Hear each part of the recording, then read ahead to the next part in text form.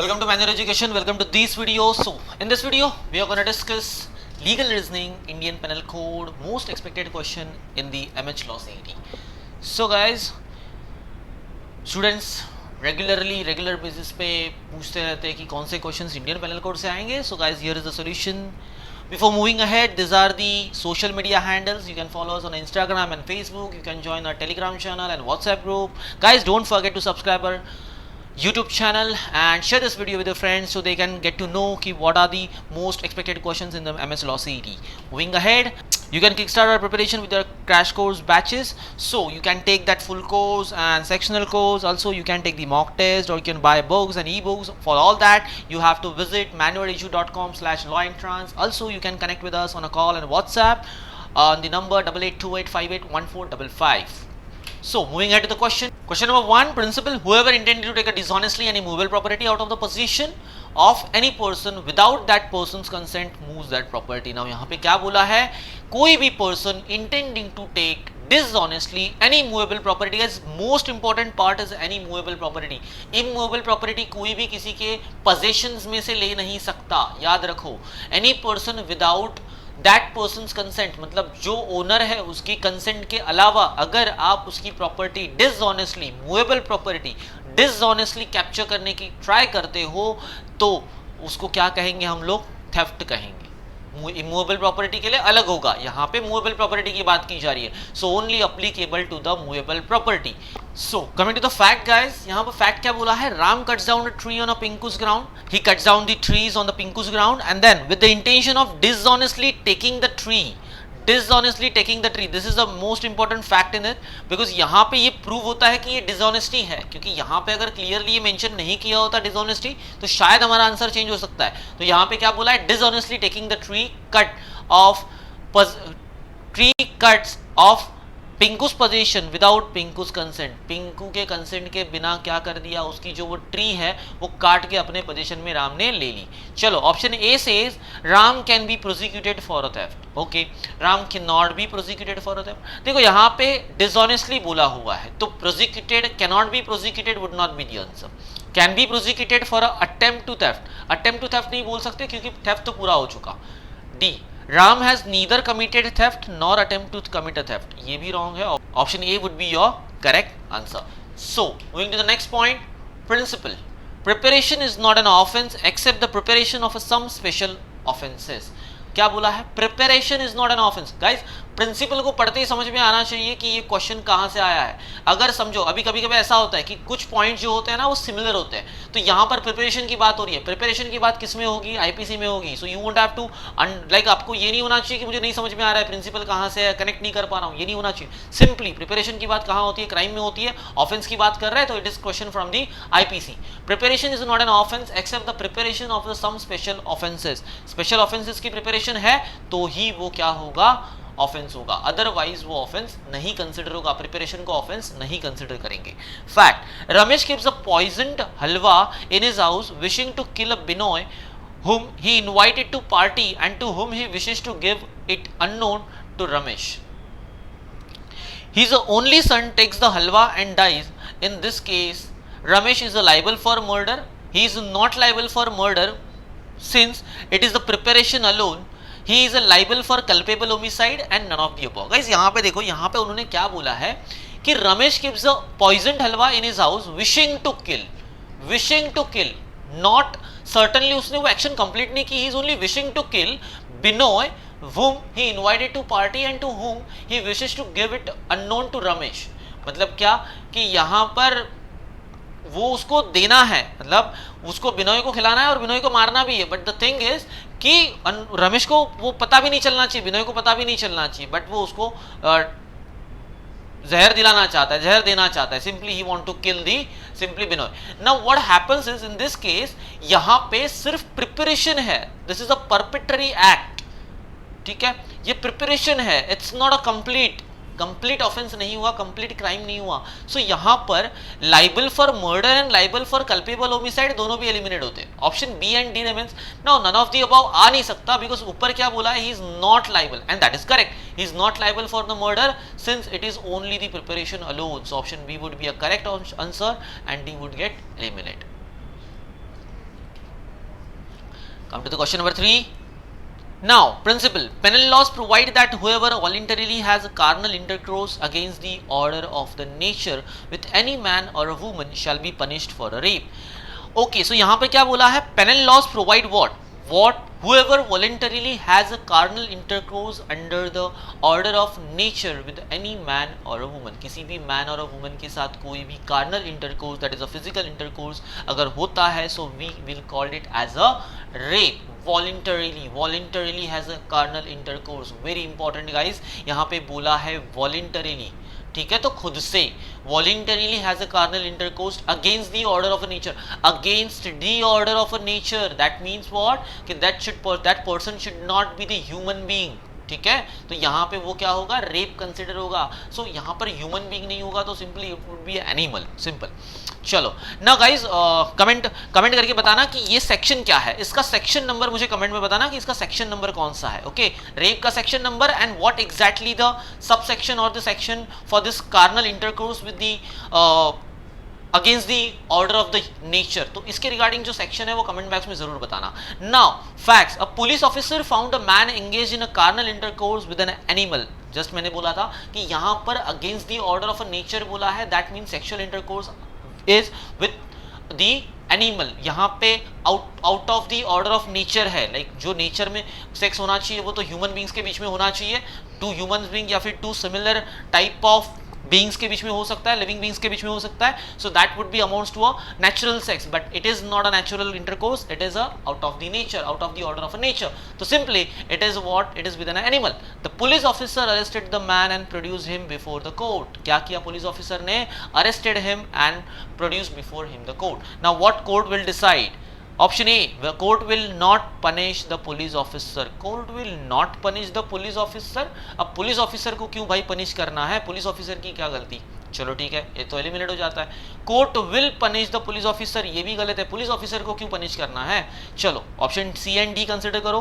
Court will not punish the man for a rape, ये भी गलत. Simply court will punish the man for a rape because it is against the order of the nature. Now, coming to the question number 4, principle, nothing is an offense which is done in exercise of the right of private defense. अगर right of private defense use करते हो under the legal principle, so you are not charged for any offense. Nothing is an offense which is done in a madness. अगर madness में, अगर private defence में अगर कोई भी आपसे अगर एक ऑफेंसिव थिंग हो जाती है, that would not amount to the offence. Now fact, acts under the influence of a madness, attempt to kill a bee. Attempt to kill a bee, bee to save his life kills a x. Okay, तो देखो दोनों तरफ से, दोनों point से यहाँ पर ये क्राइम तो नहीं होगा. Now what? X is under the influence of a madness. उसने क्या किया, बी को मारने की कोशिश की. But in the private defence to save his life का मतलब क्या होता है, in the private defence B ने क्या कर दिया, एक्स को तो मार डाला, सिंपल किल कर दिया. So option A says X has not committed an offense because he was a mad. X has not committed an offense because he was a mad. ये तो सही है, बट यहाँ पर X के ऊपर तो कोई केस ही नहीं हो सकता ना, बिकॉज यहाँ पे वो तो मैड था, बट यहाँ पे कौन मर गया, X ही तो मर गया. तो अभी X को कैसे आप कुछ भी ऑफेंस के अंदर लाओगे, कुछ नहीं हो सकता उसके रिगार्डिंग. तो option A gets eliminate. Option B says B has committed an offense. No, B has not committed an offense because he is under the private defense. Simple. तो यहाँ पे ये भी एलिमिनेट होता है. Option C says B has not committed any offences. Yes, यहाँ पे B ने कोई भी ऑफेंस नहीं किया because he is under the private defence. And option D says X has committed the offence of attempt to murder. No, ये भी wrong हो जाएगा. Option C would be your correct answer. Guys do comment कि private defence का section क्या है, जरूर बताना. और गाइज जितने भी कमेंट करने बोल रहा हूँ, जितने भी सेक्शन रीड करने बोल रहा हूँ या फिर आंसर देने बोल रहा हूँ, वो सारे इंपॉर्टेंट सेक्शन है. Do remember that and do revise that sections. Now coming to the question number 5, principle. Section 34 of Indian Penal Code provides that when a criminal act is done by several persons in furtherance of the common intention of all, each of such person is liable for that act in the same manner as if it were done by him alone. Simply यहाँ पे section 34 क्या बोलता है कि अगर आप किसी के साथ मिलके उसकी एक्ट में, उसकी उस ऑफेंस के एक्ट में, उस क्राइम के एक्ट में अगर आप उसकी कुछ भी हेल्प करते हो, इवन आप उसके लिए उसके बॉडीगार्ड बन के बाहर, रूम के बाहर खड़े भी हो, तो you're involved in the act. So you're involved in that common intention. उसके साथ आप कॉमनली वो इंटेंटिव वो एक्ट कर रहे हो ये कंसिडर किया जाएगा and you will be similarly liable as of that perpetrator of the act. Perpetrator का मतलब होता है जो वो कर रहा है क्राइम, उसके साथ आप भी उतने ही लाइबल रहोगे जितने कि वो आपने ही क्राइम किया हो। जैसा कि वो आपने ही क्राइम किया, इस तरीके से आपको कंसिडर किया जाएगा वहां पर। चलो फैक्ट देखते हैं। नाउ फैक्ट में क्या बोला है, 3 vagabonds Sanjay, Dinesh and Sushil decided to commit burglary. In the night, Sushil opened the lock and they broke into rich man's house when entire family was on a pilgrimage. Sanjay had gone to that house earlier in connection with some cleaning job. अब यहाँ पर ये किसी के family मतलब किसी के घर में घुस गए और वहाँ पर जो संजय था वो पहले ही काम कर चुका था as an cleaning that like कुछ क्लीनिंग का काम करने वहाँ पे गया था। There was only servant lady in the house. यहाँ पर एक सिर्फ सर्वेंट लेडी थी। Hearing some sounds from the master bedroom, the servant switched on lights and went up to the room from where she heard the sound. अब यहाँ पर जो मालिक के रूम में जो हो रहा है, मास्टर मतलब जहाँ पे उसका वो जो मालिक था उसके घर में कुछ ना कुछ हो रहा है, उसके रूम में कुछ ना कुछ हो रहा है, ये सुनकर वो जो मेड है उसने लाइट ऑन किया, जो सर्वेंट है उसने लाइट ऑन किया और उसके रूम में चली गई। Noticing that servant was going to cry for help, Sanjay grabbed her and converted her mouth with his hand and dragged her into the nearby room. Simply Sanjay ने क्या किया कि वो सबको बता देगी, तो सिंपली डर के मारे उसने उसको पकड़ लिया और किसी रूम में बंद कर दिया। The other two were collecting whatever they could from the room. अब ये क्या कर रहे हैं, ये सब जितना भी उनको थेफ्ट करना था, चोरी करना था, सब कुछ उठा लिया। When they were ready to go out of the house, they looked for a Sanjay and found him committing a rape on a servant. जब वो संजय को ट्राई कर रहे थे बुलाने के लिए, तो वो तो बिजी था गलत काम करने में। They all left the house and the servant reported the matter to the police and identified Sanjay. अब सर्वेंट ने क्या कर दिया, पुलिस को कंप्लेंट कर ली और इसने संजय को आइडेंटिफाई भी कर लिया। Subsequently, all three were arrested in connection with the offenses of the house breaking, burglary and rape. Identified the legal liability of the three. देखो गाइस, अब यहाँ पे क्वेश्चन आता है कि हाउस ब्रेकिंग तो तीनों ने मिलके की, बर्गलरी भी तीनों ने मिलके की, ठीक है, बट क्या रेप तीनों ने मिलके किया, ये यहाँ पे सवाल है। नाउ ऑप्शन देखो, all three are liable for all offense as there was a common intention to commit the crime. चलो ठीक है, would be the probable answer. Now B, Sanjay will be liable only for a house breaking and a rape as he did not participate in a burglary. गलत। देखो burglary के लिए तीनों भी offensive है क्योंकि तीनों ने मिलकर ये प्लान किया था, तो यहां पर ये ऑप्शन भी एलिमिनेट हो जाता है। ऑप्शन सी देखो, only Dinesh and Sushil are liable for a burglary in looting the house and all three will be liable for a house breaking and rape as they did not stop Sanjay from committing the offense and hence were an accomplice to the offense. This would be the right answer for the question. क्योंकि यहाँ पे option में ये बोला है कि Dinesh and Sushil are liable for the burglary in looting the house, okay, all three will be liable for a house breaking, okay, that is also correct, and rape as they did not stop Sanjay, rape के लिए भी होंगे because reason is what, they did not stop him, अगर वो इसमें involve नहीं होना चाहते थे they should have a stop to Sanjay, Sanjay को स्टॉप करना चाहिए था बट उन्होंने नहीं किया, that means they are helping him. Now यहां पर इसीलिए रेप के लिए भी वो क्या हो जाएंगे, एकम्प्लाइज हो जाएंगे। एकम्प्लाइज का मतलब होता है सिंपली देखो, जब भी चार्जशीट फाइल होती है तो चार्जशीट में क्या होता है कि जॉइंडर्स होते हैं, जिन्होंने भी क्राइम कर दिया उनको भी ऐड कर देते हैं। अब ये एकम्प्लाइज क्यों, क्योंकि यहां पर उनको भी एज एन perpetrator कंसिडर किया जाएगा because they have the same common intention as to the Sanjay. So यहां पर option C would be the probably correct answer. Option D says only Sanjay will be liable for a rape as he was the only one who actually committed the offences.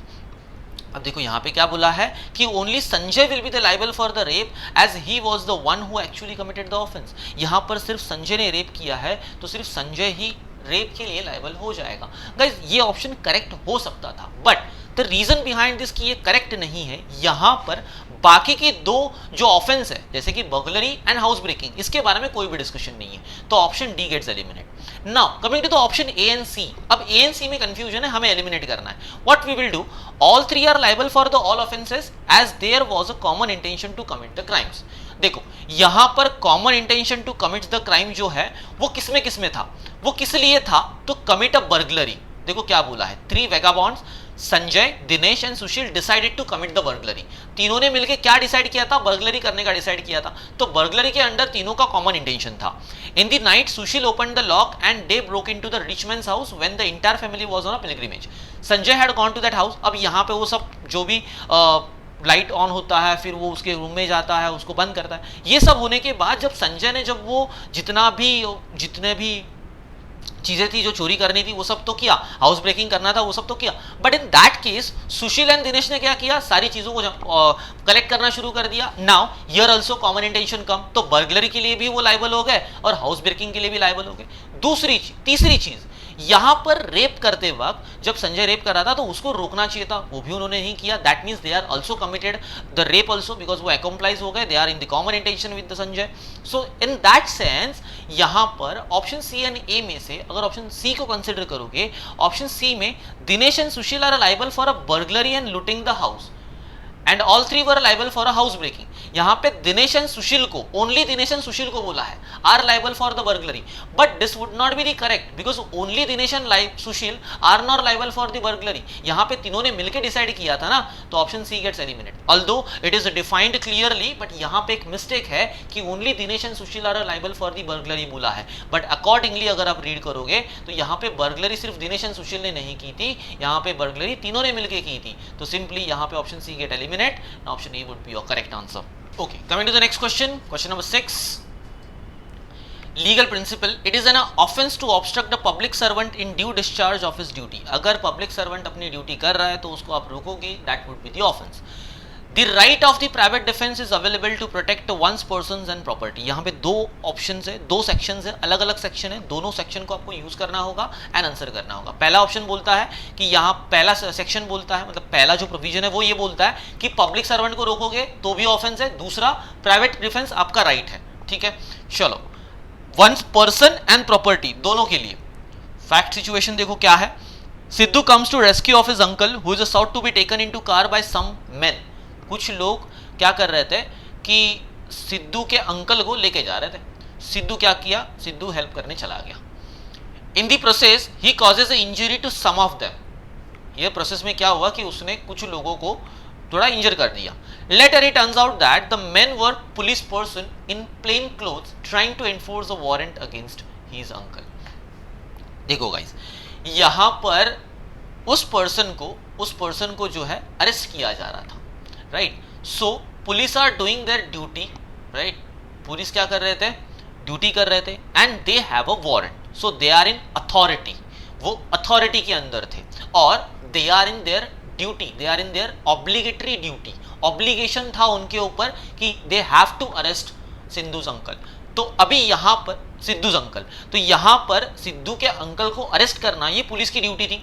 So now Sidhu ने जो किया वो private defence नहीं हुआ, वो simply हो गया police officer को उनकी ड्यूटी करते वक्त ऑब्स्ट्रक्ट करना। It is an offence on the part of the Sidhu. Now question क्या है वो देखते हैं। Which of the following statement is the most appropriate in relation to the legal principle stated above? ये जो ऊपर जो लीगल प्रिंसिपल बताया उसके अकॉर्डिंगली कौन सा स्टेटमेंट करेक्ट होगा। Option A says Sidhu has committed the offence of obstructing a public servant in due discharge of his duty. This might be the correct answer. चलो ऑप्शन बी देखते हैं। Sidhu has not committed an offense since he did not know that men were from the police. उसको नहीं पता था कि वो police थे। चलो ठीक है, this would be also the right answer. Option C says Sidhu's uncle has resisted the arrest and should be proceeded against. देखो यहाँ पे क्या बोला है, Sidhu's uncle has resisted the arrest and should be proceeded against. नहीं, ऐसा तो कुछ भी नहीं हुआ, तो फैक्ट तो हमें ऐसे पता ही नहीं। चलो option D says Sidhu should not have tried to help his uncle without ascertaining the fact. ये तो मॉरल हो गया, मॉरली हम सोचेंगे नहीं बिकॉज प्रिंसिपल तो दिया हुआ है, हमें प्रिंसिपल के बेस पे सोचना है। Option D gets eliminate. Now coming to the question कि बाबा ऑप्शन ए एंड बी में से कौन सा राइट होना चाहिए। पहली बात, ऑप्शन ए में क्या बोला है, Sidhu has committed the offence of obstructing the public servant. चलो अब यहां पर later it turns out that the men were police person in a plain clothes. Guys do consider this, plain clothes. अब वो जो पुलिस ऑफिसर थे वो अपने नेचुरल जो वो उनकी जो ड्रेस कोड है उस ड्रेस कोड में नहीं थे, वो प्लेन क्लोथ्स में थे। अगर वो प्लेन क्लोथ्स में थे तो सिद्धू को कहां से पता चलेगा कि वो लोग कौन है, unless and until they should show him the warrant, तभी उसको पता चलता। बट माइट बी उन्होंने वारंट नहीं दिखाया because later it turns out to be that कि वो पुलिस थे, वो पता चला, बट तब तक उन्होंने उसको वारंट दिखाया नहीं। Now in that case police क्या हो गए, पुलिस तो उसको पता ही नहीं था कि ये पुलिस है, he is simply doing what, his duty to save his uncle. Now what happens is that process, यहां पर जो एक सेंटेंस, यहां पे जो एक फ्रेज दिया गया in the plain clause that would amounts to what कि ये प्राइवेट डिफेंस हो जाएगा simply because he don't know na, he don't know and he is not intention to obstruct that police officer because obstruct करने के लिए उसको पता भी होना चाहिए कि पब्लिक सर्वेंट है पहली बात तो ये पब्लिक सर्वेंट है उसको पता नहीं ना पब्लिक सर्वेंट ने उसको बताया कि हम पब्लिक सर्वेंट है हम पुलिस है ये भी तो नहीं बताया तो simply option A gets eliminate option B is your correct answer Sidhu has committed no offence चलो So here if you want to join a crash course or if you want to start a preparation for the MSCIT law you can directly visit to our center. If you are Mumbai based you can directly visit to our center. Vasai, Dadar, Andheri, Thane, Borivali and Pune is coming soon, and if you are not a Mumbai based you can directly join our live classes. So if you like the video please like it and please share the video, then subscribe it, and thank you for watching the video.